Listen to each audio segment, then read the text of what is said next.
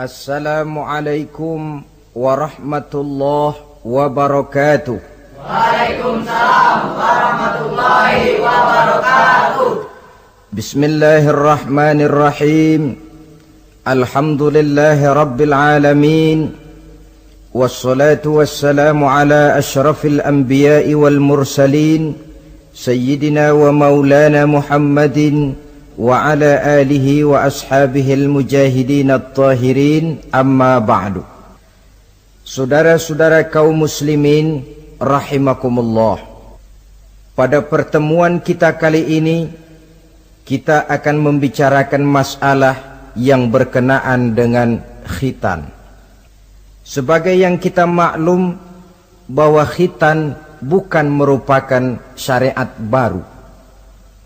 Pelaksanaannya telah dimulai sejak zaman Nabi Ibrahim alaihi salam.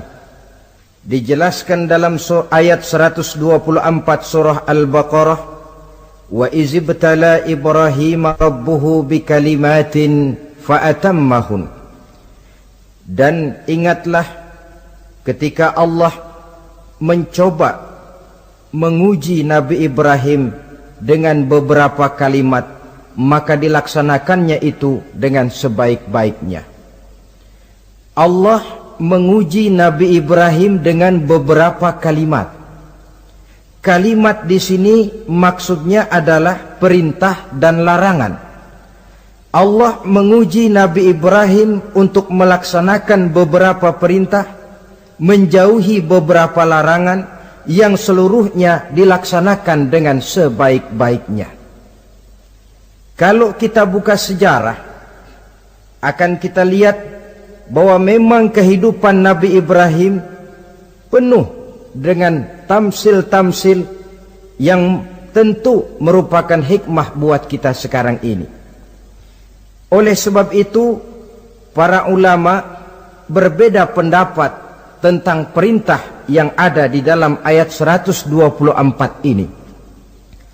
Ada yang berpendapat Allah menguji Nabi Ibrahim dengan beberapa perintah dan larangan, bahwa perintah yang ada di dalam ayat ini adalah perintah untuk membangun Ka'bah. Ada juga yang mengatakan perintah untuk menyembelih putranya Nabi Ismail alaihi salam. Ada pula yang berpendapat perintah untuk hijrah, dan masih banyak pendapat-pendapat lain, termasuk pendapat yang menyatakan di dalam perintah ini adalah pelaksanaan daripada khitan, seperti yang dikuatkan oleh Al-Imam Qurtubi.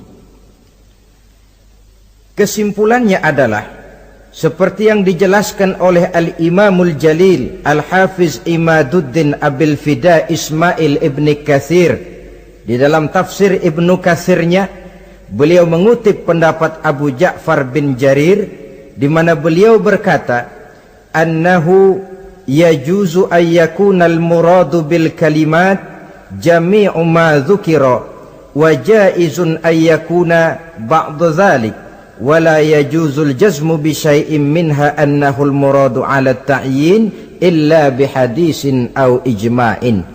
Kesimpulannya ialah bahwa yang dimaksud dengan perintah dan larangan dalam ayat ini adalah seluruh yang ditemui oleh Nabi Ibrahim dalam perjalanan hidupnya, atau sebagiannya, tetapi tidak boleh menetapkan bahwa perintah dalam ayat ini cuma satu saja, kecuali berdasarkan hadis atau ijma'.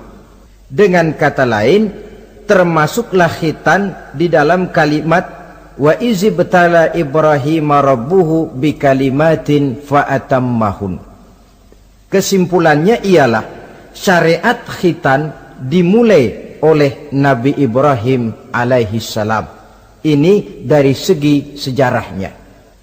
Menurut hadis Imam Bukhari dan Muslim, ketika turun perintah khitan ini, umur Nabi Allah Ibrahim sudah mencapai usia 80 tahun. Kita bisa bayangkanlah ini, umur 80 tahun turun perintah khitan. Di zaman tentu belum ada pisau cukur, belum ada gunting, belum ada silet. Sedangkan pada usia 80 tahun kulit itu biasanya sudah mulai agak keras. Turun perintah untuk melaksanakan khitan. Ini pun fa'atammahunna, perintah ini dilaksanakan dengan sebaik-baiknya oleh Nabi Allah Ibrahim alaihi salam.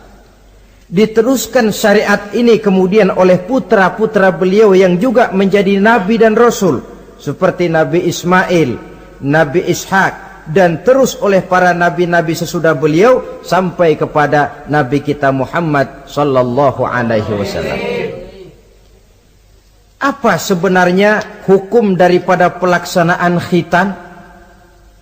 Saudara kaum muslimin yang berbahagia, hukum melaksanakan khitan adalah wajib, baik bagi laki-laki maupun perempuan. Kewajiban ini merupakan kewajiban penunjang. Artinya, yang wajib sebenarnya melaksanakan ibadah. Orang tidak akan bisa melaksanakan ibadah kalau dia tidak bersuci. Dan orang sulit untuk bersuci kalau dia tidak dikhitan. Maka khitan lalu ikut menjadi wajib. Dalam kaidah usul fikih dijelaskan, lil wasail hukmul maqasid. Wasilah mempunyai hukum yang sama dengan tujuan. Contoh, saudara wajib naik ke atas loteng, ya, wajibnya naik ke atas loteng.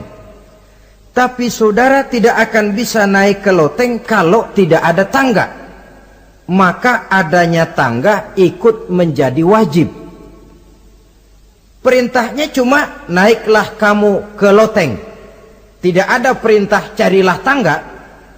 Tapi lalu dalam proses pelaksanaannya kita tidak akan bisa naik ke loteng kalau tidak ada tangga. Maka adanya tangga ikut menjadi wajib. Allah memerintahkan kita, dirikanlah solat. Wuduklah kamu, bersucilah kamu. Kita tidak akan bisa bersuci kalau tidak dikhitan. Maka khitan itu ikut menjadi wajib hukumnya. Bisa juga dengan kaidah ma la yatimmul wajib illa bihi fahuwa wajib. Suatu pekerjaan yang tidak akan sempurna tanpa sesuatu hal lain, maka sesuatu hal lain itu ikut menjadi wajib juga adanya. Kita tidak akan bisa naik ke atas loteng kalau tidak ada tangga, maka adanya tangga itu ikut menjadi wajib. Di dalam kitab Ghayatul Bayan ala Zubadi bin Ruslan dijelaskan, wal khitanu wajibun ala dzakari wal unsa. Dan khitan itu wajib hukumnya bagi orang Islam laki-laki maupun perempuan, libalighin akilin muhtamilin lahu, yang sudah balik, berakal dan sanggup menahan rasa sakit, satira binasbi kamratin qata'a wahiyal kulfatu minadz zakari wal ismu binasbihi aidan min unsa, yaitu memotong kulit kamrah yang menutupi daripada zakar seorang laki-laki. Adapun bagi perempuan, memotong asal nama potong, tidak seperti halnya laki-laki. Sebab apa? Sebab kulit yang dipotong yang disebut kulfah itu menghalangi orang daripada beristinja secara sempurna. Nah, kalau istinjanya sudah tidak sempurna, maka wuduknya tentu tidak sah. Kalau wuduknya tidak sah, maka sholatnya pun juga ikut jadi tidak sah. Oleh sebab itu, bagi laki-laki merupakan dosa besar kalau dia tidak berkhitan. Ini menurut pendapat Imam Ibnu Hajar. Sedangkan bagi perempuan, karena tidak dikhitannya itu tidak menghalangi istinjanya, tidak merupakan dosa besar. Hanya saja berdosa tidak mengikuti syariat yang diteruskan dari Nabi Ibrahim oleh Nabi kita Muhammad sallallahu alaihi wasallam. Saudara-saudara, ini sekelumit tentang sejarah dan hukum daripada pelaksanaan khitan.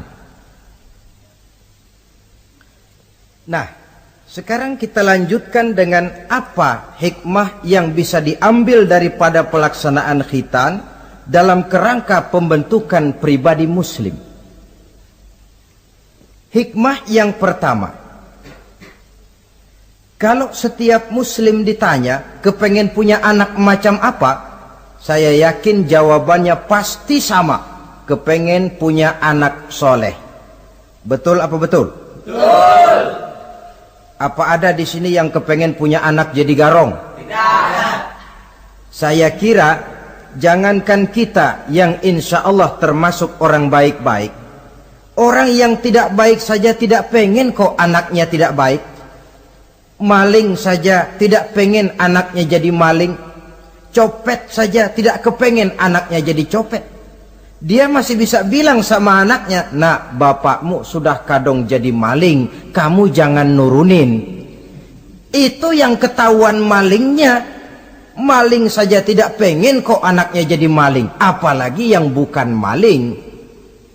Tapi anak yang soleh ini, saudara, bukan proses yang sekali jadi.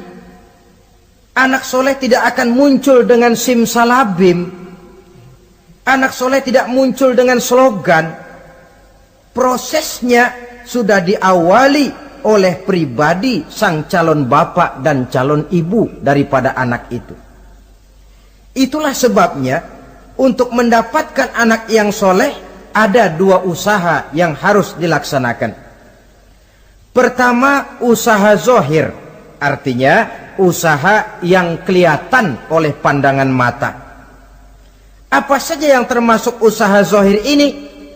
Pertama, pribadi calon bapak dan calon ibunya. Kalau bapaknya ahli sujud, ibunya gemar hadir di majelis taklim, meresap ke dalam kepribadian anak, ikut membentuk dirinya, sifat-sifat yang baik ini diharapkan akan menurun kepada si anak. Pribadi calon bapak dan calon ibu. Sebab ma fil aba fil abna. Bagaimana kebiasaan orang tua, begitulah anak. Kata pepatah, kalau bapak kencing berdiri, jangan heran anaknya kencing kabur. Kalau bapaknya bangun pagi jam 8, insya Allah anaknya jam 9. Jangan berharap anak mau sholat subuh. Kenapa? Bapaknya kasih contoh macam itu. Lalu suasana di rumah tangga, termasuk yang dimakan, yang diminum, termasuk pakaian kedua orang tuanya, ikut membentuk proses anak yang soleh ini. Kita kan tahu Rasulullah Shallallahu Alaihi Wasallam bersabda di dalam hadisnya, "Inna ahadakum yujma'u khalquhu fi batni ummihi arba'ina yawman nutfah." Tiap kamu diciptakan Allah dalam rahim ibunya itu 40 hari nutfah. Nutfah itu maaf, air kotor yang kalau ketemu di jalan kita jijik, dijual juga nggak laku, tapi kita berasal dari situ. Dan itu dihasilkan dari saripati makanan yang dimakan oleh sang calon bapak, sang calon ibu. Kalau calon ibu dan calon bapak senang memakan makanan yang haram, senang meminum minuman yang haram, maka itu akan melahirkan saripati makanan yang membentuk sperma yang dihasilkan dari makanan-makanan haram. Itu pun akan ada pengaruhnya dalam proses pembentukan anak yang soleh. Saya dulu berpikir, kenapa Islam ini kok kelihatannya sedikit-sedikit mesti ada doanya. Orang mau makan ada doanya, orang mau berpakaian ada doanya, berdiri di muka cermin berkaca ada doanya. Sampai seorang istri mau bergaul dengan suaminya, ada doanya. Pemikiran ini terjawab setelah saya telaah dan menemukan di dalam kitab Ihya-nya Imam Al-Ghazali. Diceritakan di sana bahwa iblis yang tugasnya menggoda orang-orang kafir, badannya gendut-gendut.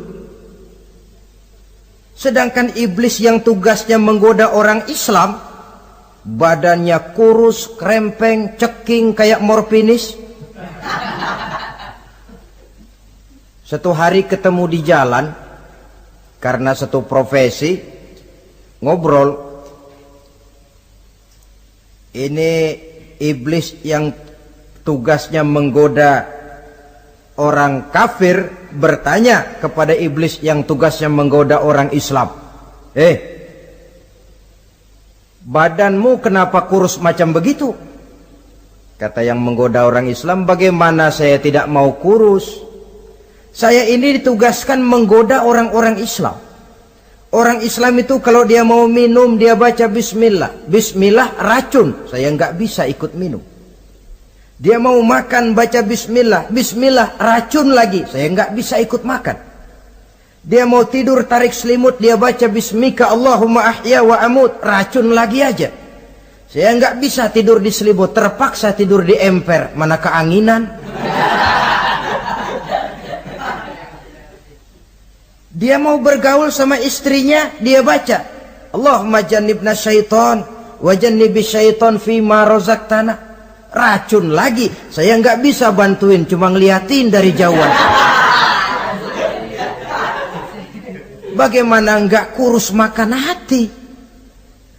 Kata iblis yang badannya gendut-gendut, untung benar saya menggoda orang kafir yang nggak ada bacaan apa-apanya. Dia makan, saya ikut makan. Dia minum, saya ikut minum. Dia tidur di selimut empuk, saya masuk ke dalamnya. Dia bergaul sama istrinya, dikit-dikit saya bantuin. Allah karim, ini maaflah kalau sudah dibantuin iblis ini, jangan heran anak jadi sangar nantinya. Jadi sejak proses produksi awal, Islam sudah mengajarkan hal yang sedemikian rupa. Pribadi calon ibu bapaknya baik, makanan, minuman, dan pakaian terdiri dari yang halal. Suasana beragama kelihatan di rumah tangga. Ibu ahli sujud, bapak ahli sujud. Ini termasuk proses usaha yang zahir dari orang tua yang menginginkan anak yang soleh. Sampai terjadi proses kehamilan. Proses kehamilan itu kata Nabi 40 hari yang pertama nutfah, 40 hari yang kedua alaqah, 40 hari yang ketiga mudghah. Mudghah itu embrio, cikal bakal bayi. Setelah proses 3 kali 40 hari itu, barulah ditiupkan ruh ke dalam rahim sang ibu. 120 hari atau 4 bulan, perempuan yang hamil itu baru terasa perutnya bergerak-gerak. Ini berdasarkan pengalaman perempuan. Saya sendiri kebetulan alhamdulillah belum pernah hamil.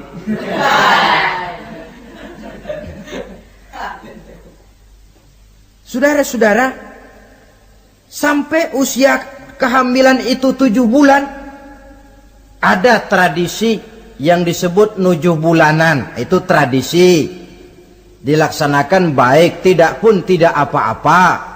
Tidak ada perintahnya memang, tapi juga tidak ada larangannya.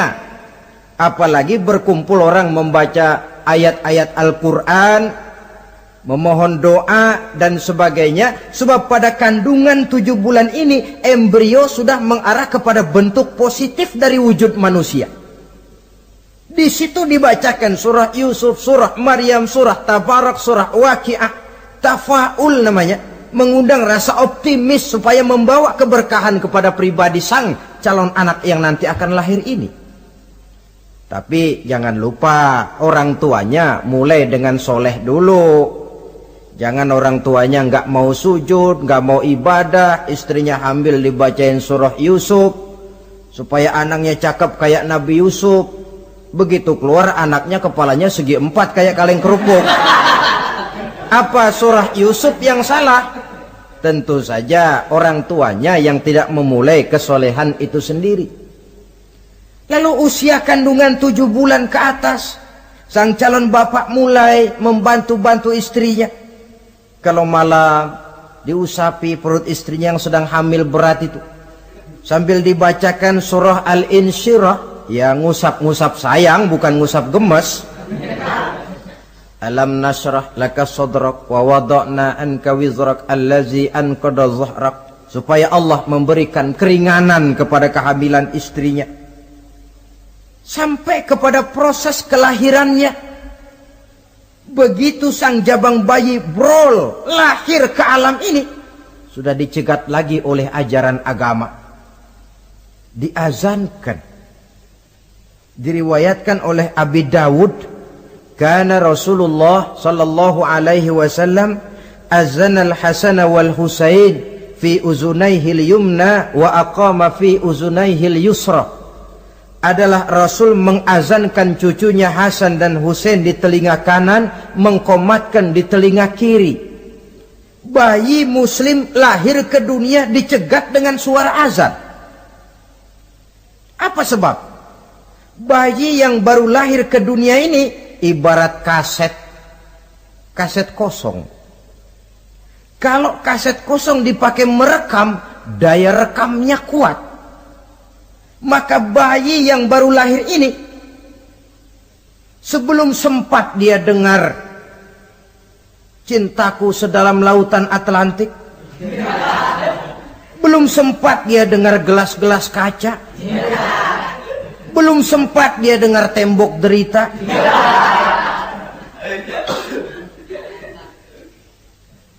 belum sempat dia menikmati serak-serak basahnya suara Frank Sinatra atau merdunya suara Madonna. Rekaman pertama yang masuk lafzul jalalah, Allahu Akbar, Allahu Akbar. Belum sempat dia dengar yang lain. Keagungan Allah yang didengarnya.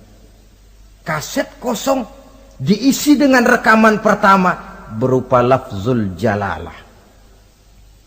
Saudara hadirin yang saya hormati, lalu datang kewajiban orang tua setelah sang anak lahir.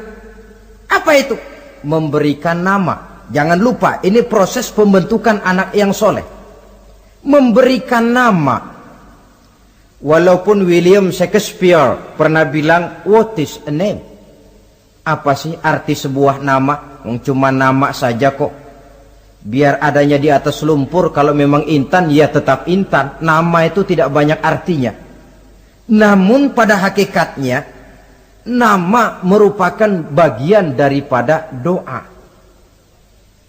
Itulah sebabnya Islam mengajarkan khairul asma'i ma hummida wa ubbida.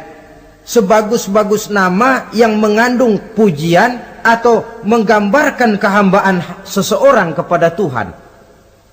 Mengandung kata-kata pujian, Ahmad, Muhammad, Hamid, Mahmud. Mengandung nilai kehambaan seperti Abdurrahman, Abdurrahim, Abdurrauf. Jangan mentang-mentang ada di Quran anak dinamai Jahannam.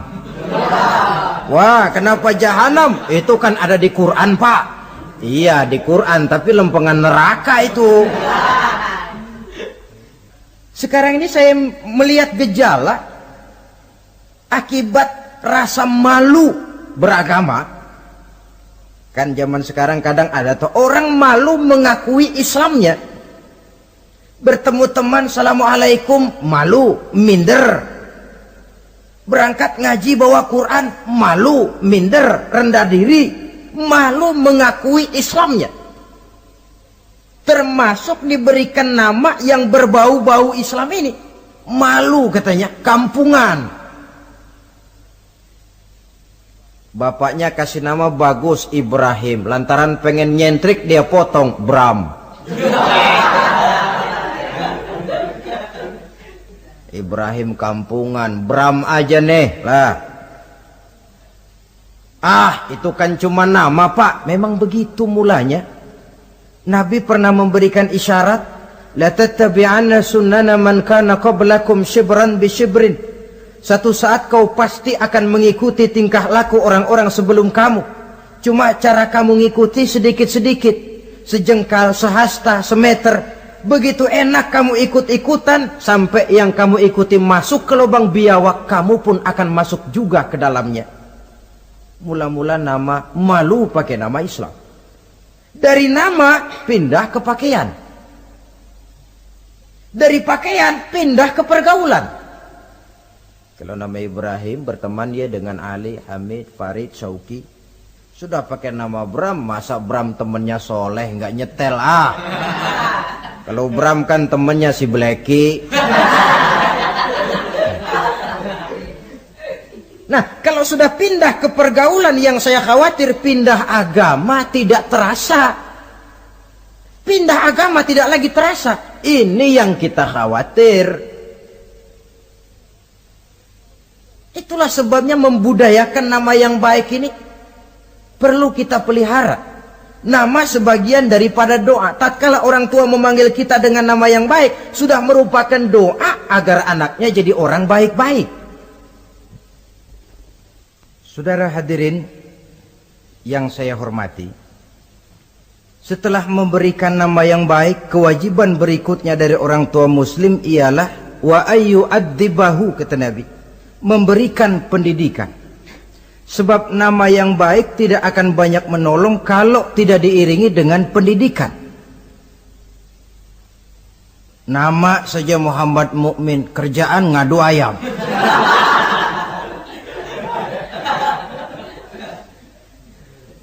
Nama yang baik tapi lantaran tidak diiringi dengan pendidikan, tidak akan banyak menolong.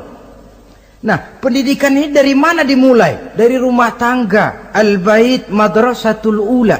Rumah tangga adalah sekolah yang pertama. Belum lagi anak kenal TK, ibtidaiyah, sanawiyah. Yang dia kenal adalah rumah tangganya. Gurunya adalah ibu bapaknya. Dan proses mendidik anak ini tentu merupakan proses yang panjang, memerlukan pengorbanan dari kedua orang tuanya. Namun prinsip lebih baik sekarang orang tua berkorban daripada menjadi korban. Kalau orang tua tidak mau berkorban untuk mendidik anaknya, percayalah pada suatu saat dia akan jadi korban, dilawan oleh kebrutalan anaknya sendiri.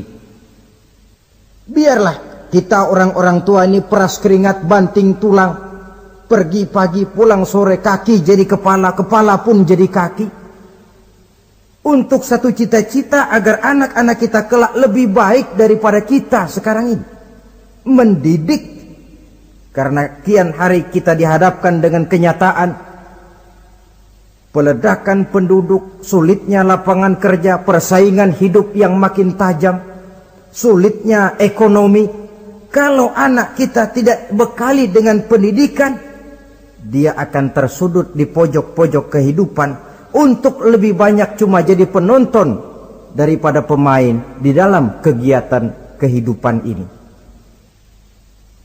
Nah, setelah memberikan nama yang baik, lalu mendidiknya, lalu datanglah usaha yang batin di dalam proses pembentukan anak yang soleh ini, yaitu mendoakan anak. Yang baik tentu doa dari orang tuanya sendiri. Sebab kata Nabi, doaul walid liwaladihi kadu'ain nabi li ummatihi. Doa orang tua kepada anaknya seperti doa Nabi kepada umatnya.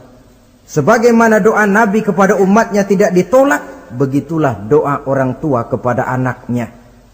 Di keheningan malam, si orang tua ini sering bangun, tahajud, sujud dia di hadapan Allah dengan menitikkan air mata, memohon doa dengan doanya Nabi Allah Ibrahim, Rabbi habli minas salihin.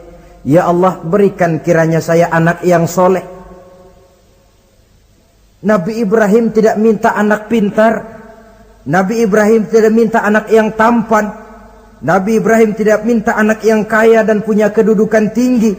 Yang beliau minta, Rabbi habli minas salihin. Ya Allah, berikan saya anak yang soleh.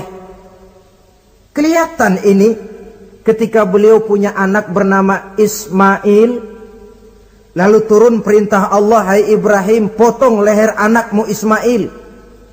Nabi Ibrahim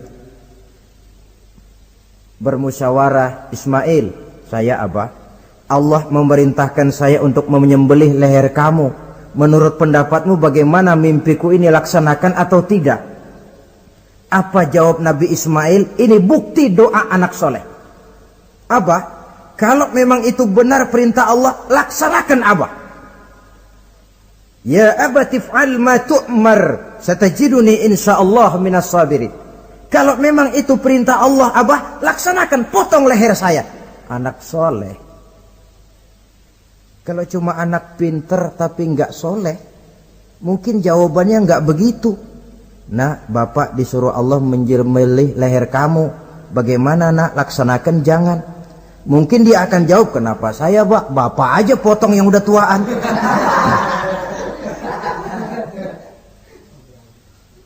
Doa orang tua kepada anak. Atau boleh juga doa orang lain yang diyakini kesolehannya oleh orang tua tadi. Mengundang Pak Ustadz, Pak Kiai ke rumah, tolong doakan anak saya. Tidak ada salahnya. Sebab Nabi mengajarkan, aksiru minan nas bidu'ail khair, fa innaka la tadri min ayyi fahin yuqbal. Banyak-banyaklah minta doa kebaikan dari orang lain, sebab kamu tidak tahu dari mulut yang mana doa itu diterima Allah. Mungkin saja orang menurut pandangan kita kere, miskin, tidak dipandang orang lain, tapi kalau doanya Allah mau terima, siapa yang sanggup menghalangi?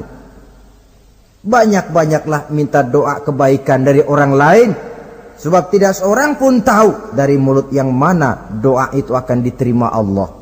Doa orang tuanya. Inilah hikmah khitan yang pertama, proses pembentukan anak yang soleh. Yang kedua, khitan itu menanamkan kepada anak-anak muslimin sikap berani menghadapi hidup. Di waktu kecil sudah dilatih mengalirkan darah. Seolah-olah orang tuanya berkata, nak, hidup ini adalah perjuangan, nak. Perjuangan itu peras keringat, banting tulang, mengalirkan darah, kadang-kadang mengorbankan nyawa. Hidup bukan undian, nak. Jangan mengharap untung besar tanpa mau peras keringat. Berani hidup artinya berani menghadapi segala resiko yang ada di dalam hidup. Di zaman sekarang banyak orang yang takut menghadapi hidup. Pakaian mau bagus, makan mau enak, hidup mau terpandang dan dihargai orang, tapi kerja keras tidak mau. Paling-paling istilah orang maunya cuman hardolin. Hardolin itu bahasa Jerman, artinya dahar modal ulin. Santai. Ini kan takut menghadapi hidup, atau melihat bahwa stres hidup begitu tinggi, lalu mengundi-ngundi hidup. Dipertaruhkannya hidup di meja judi, dipertaruhkannya hidup di gunung-gunung, memuja-muja setan dan sebagainya. Itu pun termasuk orang yang takut menghadapi hidup. Tidak berani menghadapi resiko yang ada di dalamnya. Cuma khayal saja membumbung tinggi, tapi keberanian untuk bekerja keras tidak ada. Anak-anak muslimin sejak dini, sejak masih kecil sudah dilatih mengalirkan darah. Hidup ini perjuangan, nak. Bukan santai-santai, bukan berleha-leha, bukan berandai-andai. Tidak akan pernah sampai kita kepada tujuan kalau hidup cuma diisi dengan berandai-andai, berleha-leha, bersantai-santai. Dia adalah perjuangan. Jalannya menanjak menurun, banyak onak dan duri di sekelilingnya. Kuatkan pribadimu menghadapi hidup ini. Ditanamkan sikap berani menghadapi hidup. Itu yang kedua. Lalu yang ketiga, khitan pada hakikatnya merupakan peletakan batu pertama dalam arti mempersiapkan anak supaya hidupnya nanti menjadi orang yang sujud kepada Allah. Secara tidak langsung orang tuanya seolah-olah berkata, "Nak, kamu dikhitan sekarang supaya nanti kamu bisa istinja, nak. Kalau kamu sudah bisa istinja, kamu bisa berwudu. Kalau wudumu sah, kamu bisa sholat."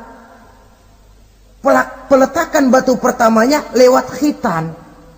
Jadi kalau sudah dikhitan lalu dianggap selesai, sholat tidak diajarkan, wudu tidak diajarkan, ya sama saja dengan membangun rumah. Setelah peletakan batu pertama lalu tidak dilanjutkan dengan membangun yang lain, alang-alang yang bakal tumbuh. Sebab dalam realitanya nanti bukan cuma tubuh kita yang dikhitan, harta kita nanti dikhitan. Cuma khitan harta namanya zakat, infak, sodakoh. Itu kan harta dikhitan supaya bersih. Khitan juga namanya. Karenanya mengkhitan anak, mempersiapkan anak agar menjadi hamba Allah yang sesungguhnya, menjadi manusia yang sujud kepada Allah Tuhannya. Itu merupakan prakondisi ke arah pembentukan manusia yang kelak akan sujud kepada Allah Rabbul Jalil. Peletakan batu pertama mempersiapkan anak untuk hidup melaksanakan ibadah. Dan ini tujuan hidup. Allah jelaskan, "Wa ma khalaqtul jinna wal insa illa liya'buduni." Aku tidak ciptakan jin dan manusia melainkan untuk beribadah kepadaku. Masalah paling pokok bukan bertanya mengapa kita diciptakan oleh Allah, karena kita memang sudah ada. Masalah paling pokoknya ialah untuk apa kita diciptakan oleh Allah. Kalau saudara bertanya mengapa saya dibikin oleh Allah, itu hak Allah untuk menjawabnya. Manusia buntu. Sebab itu pertanyaan kita bukan mengapa kita diciptakan Allah, tetapi untuk apa kita diciptakan Allah. Yang bisa jawab tentu yang bikin manusia. Seperti juga kita tanya, "Pak, untuk apa Bapak bikin bangku?" Yang bisa jawab pasti ya yang bikin bangku toh. Sebagai pembikin, dia tentu lebih tahu untuk apa bangku itu dibikin. Untuk apa manusia diciptakan Allah? Jawabannya datang dari Allah. "Wa ma khalaqtul jinna wal insa illa liya'buduni." Aku tidak menciptakan jin dan manusia kecuali untuk melaksanakan ibadah kepadaku. Ini rupanya tujuan penciptaan manusia, agar kita menjadi orang-orang yang hidup melaksanakan ibadah dalam pengertian yang seluas-luasnya. Sejak ibadah pribadi yang langsung antara kita dengan Allah, seperti sholat, puasa, zakat, haji, sampai kepada ibadah yang tersalur melalui kehidupan bermasyarakat. Umpamanya membangun, memelihara kesehatan, menjaga keamanan di kampung, yang kalau kita niatkan untuk mencapai ridho Allah, insya Allah itu akan bernilai ibadah. Tujuan penciptaan manusia ternyata tidak lain untuk melaksanakan ibadah. Prestasinya di hadapan Allah bergantung kepada sampai sejauh mana nilai ibadah itu dilaksanakannya. Ini yang ketiga. Yang keempat, hikmah daripada khitan itu dari sisi orang tua, menempatkan perintah Allah di atas perasaan dan kepentingan pribadi. Ada enggak orang tua yang enggak sayang sama anaknya? Semua orang tua sayang kepada anaknya. Jangan anak sampai dipotong mengalirkan darah. Anak main saja, main layang-layang, jatuh, pulang kakinya berlumur darah, sudah ribut orang tuanya. Kenapa nak? Kenapa sayang? Kenapa raja? Aduh, raja lah kita. Tapi ini perintah Allah. Perasaan pribadi, kepentingan pribadi kalah oleh perintah Allah. Ini mestinya watak seorang muslim. Kalau sudah begitu perintah Allah, begitulah kita laksanakan. Soal keberatan pribadi, perasaan pribadi, kepentingan pribadi, nomor belakang. Yang penting perintah dilaksanakan. Cobalah kalau khitan itu, anak yang begitu kita sayangi pada umur sedang lucu-lucunya, dipegangi dia, lalu dikhitan. Kadang dia menangis, mengalirkan darah, sakit dia 2-3 hari belum bisa berjalan dan bermain dengan teman-temannya. Tapi ada rasa luas dalam hati orang tua. Kenapa? Alhamdulillah ya Allah, perintahmu sudah saya laksanakan. Perasaan pribadi itu ditekan oleh perintah Allah. Perintah Allah di atas perasaan dan kepentingan pribadi. Kalau perasaan ini sudah kita miliki, itu pertanda nilai iman kita sudah mapan. Tidak cuma dalam khitan, dalam berbagai perintah agama. Hari Jumat berangkat kita dagang, begitu 11:30 mendadak banyak yang beli, laku lagi. Sudah kedengaran suara azan, hayya 'alas shalah, hayya 'alal falah, pembeli makin banyak. Disitulah barometer iman kelihatan. Terusin ngelayani pembeli dan dapat untung banyak, atau perintah Allah yang sudah memanggil-manggil itu. Kalau perintah Allah di atas perasaan dan kepentingan pribadinya, dia akan tinggalkan dagangan itu, dia akan bergegas menuju panggilan Allah. Saudara hadirin yang saya hormati, jadi perintah khitan ini mendidik setiap muslim agar perintah Allah berada di atas perasaan dan kepentingan pribadi. Hijau kata Allah, hijau kata kita. Putih kata Allah, putih kata kita. Ke barat kata Allah, ke barat kita melangkah. Ke timur perintah Allah, ke timur kita berjalan. Nyatanya kita ini sering paradok. Ke kulon kata Allah, ngetan kita berangkat.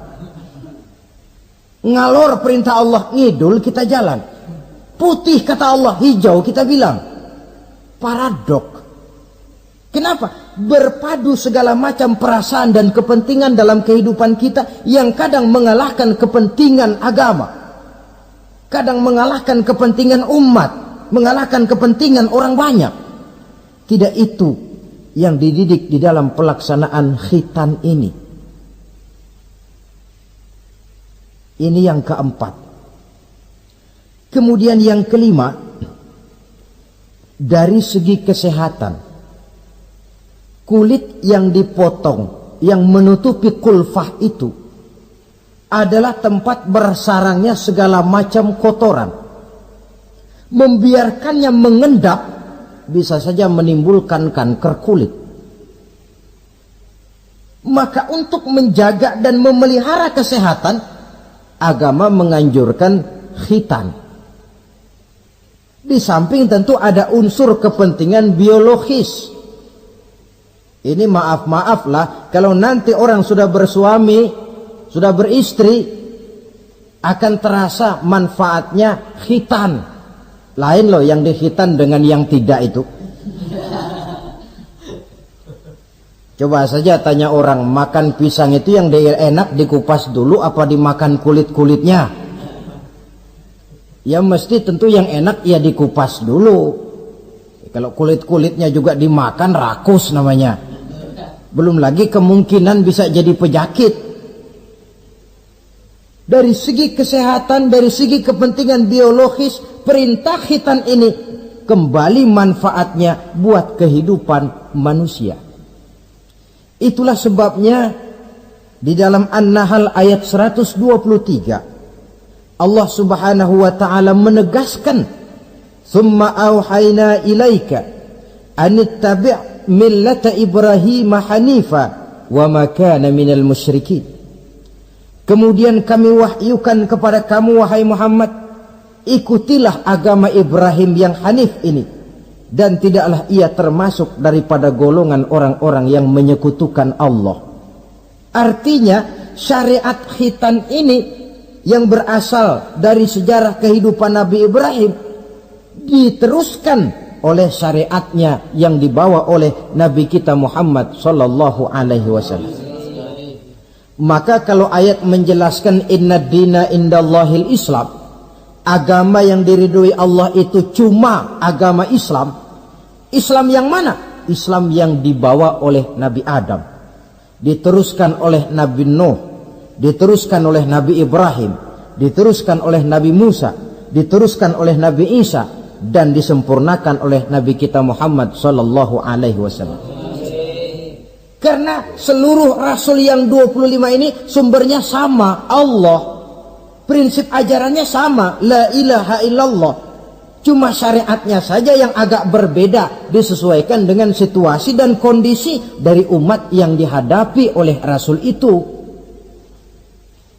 Nabi Sulaiman misalnya ada sholat, tapi sholatnya Nabi Sulaiman tidak pakai ruku dan tidak pakai sujud, berdiri saja. Zaman Nabi Nuh ada puasa, tapi puasanya versi Nabi Nuh lain dengan puasanya versi kita sekarang ini. Syariat berbeda sesuai dengan situasi dan kondisi. Tapi khitan sejak Ibrahim, Ismail, Ishak, sampai kepada Musa, sampai kepada Isa, sampai kepada Nabi kita, terus berkelanjutan sampai hari akhir nanti.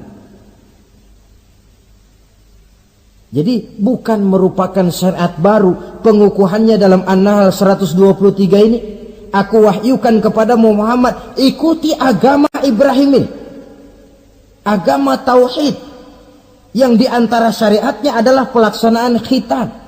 Sedangkan Ibrahim seorang yang hanif. Hanif ini lebih tinggi daripada sekedar taat. Kalau orang yang taat itu contohnya begini, nak, tolong taruh ini gelas di pinggir meja, nak. Kalau dia taat ya apa adanya, ditaruh saja tuh gelas di pinggir meja. Orang yang hanif lain, mikir.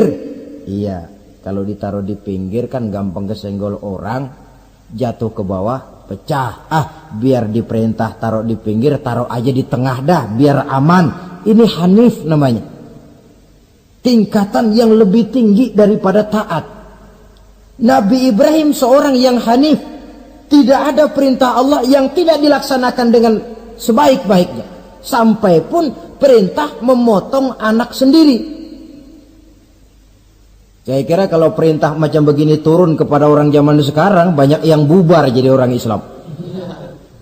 Potonglah leher anakmu, dah, udahan aja dah. Dan memang perintah itu cuma untuk menguji kekuatan mental Nabi Ibrahim alaihissalam. Perintah menyembelih leher anak, perintah membangun Ka'bah, perintah hijrah keluar dari kampung halamannya sampai mengembara ke negeri Syam. Perintah ujian menghadapi api yang dinyalakan oleh Raja Namrus. Belum lagi perintah menghadapi kekufuran daripada kaumnya, menghadapi orang tuanya sendiri yang adalah produsen berhala. Bisa kita bayangkan ini, anaknya penegak tauhid, bapaknya produsen berhala. Tapi itulah agama, syarat dengan contoh. Yang anak bapaknya nabi, anaknya bajingan. Yang anaknya nabi, bapaknya pembuat berhala. Karena memang hidayah itu adalah hak prerogatif dari Allah Subhanahu wa ta'ala. Diberikan kepada siapa saja yang dikehendakinya.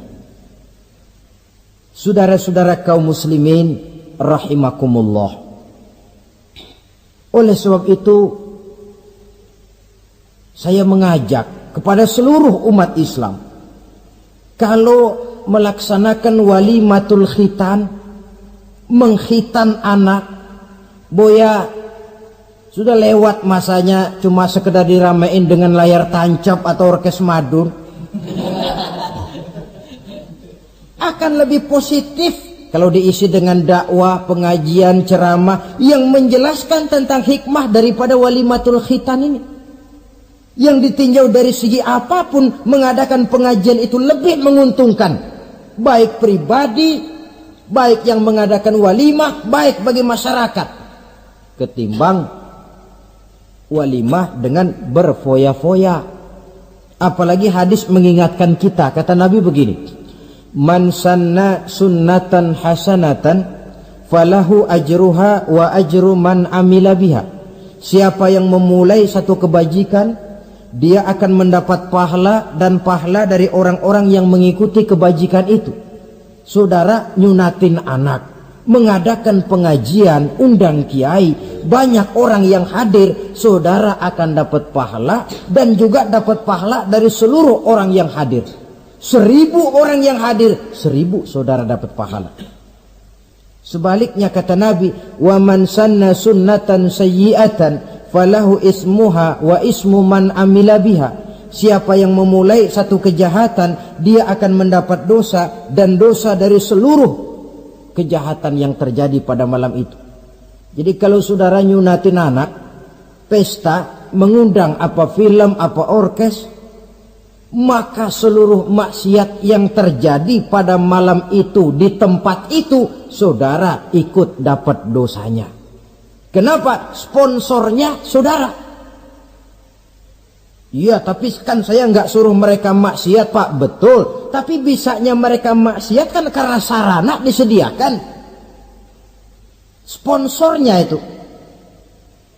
Jadi sponsor kebajikan mendapat pahala, sebagaimana sponsor kejahatan pun akan mendapat pahala dari nilai kejahatan yang ditimbulkannya. Belum lagi segi keberkahannya, belum lagi banyaknya orang-orang yang berdoa, 1, 2, 3, 40 orang berkumpul mendoakan anak kita. Masuk dalam hadis, doaul arba'in ka doail wali. Doa 40 orang yang berkumpul sudah sama dengan doanya seorang wali.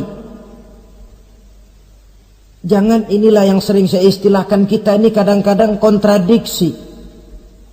Nikah secara Islam, ngadep penghulu, ada 2 saksi, pakai ijab kabul.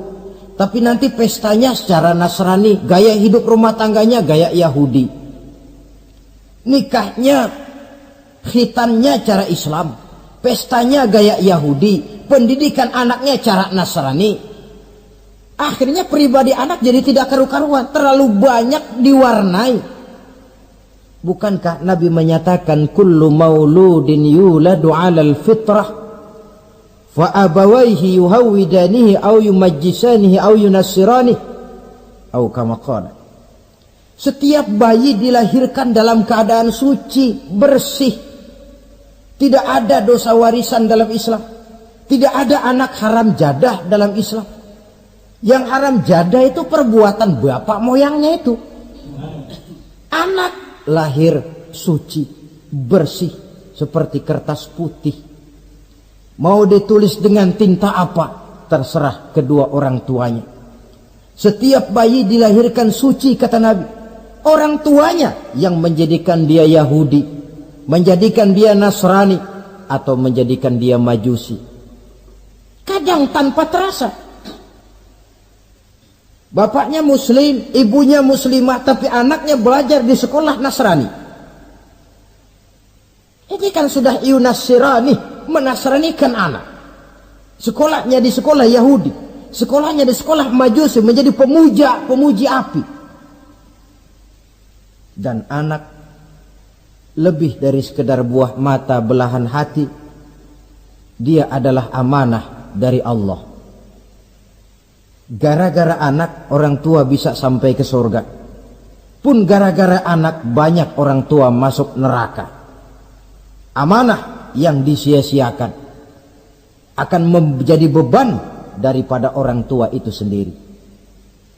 Oleh karena itu, sekali lagi saya mengajak, hidupkan tradisi yang baik dengan memperbanyak pengajian-pengajian, baik dalam walimatul khitan, walimatul arus, atau berbagai kesempatan yang memang mungkin untuk itu. Makin banyak dakwah dan pengajian, insya Allah makin terasa akibat positifnya bagi masyarakat, agama, bangsa, dan negara yang kita cintai ini. Nah, saudara, inilah selintas tentang khitan pada pertemuan kita kali ini. Mudah-mudahan ada hikmahnya. Terima kasih banyak atas segala perhatian. Mohon maaf atas segala kekurangan. Usikum wa nafsi bitaqwallah. Aqulu qawli hadza fa astaghfirullahal azim li wa lakum. Wassalamu alaikum warahmatullahi wabarakatuh. Waalaikumsalam warahmatullahi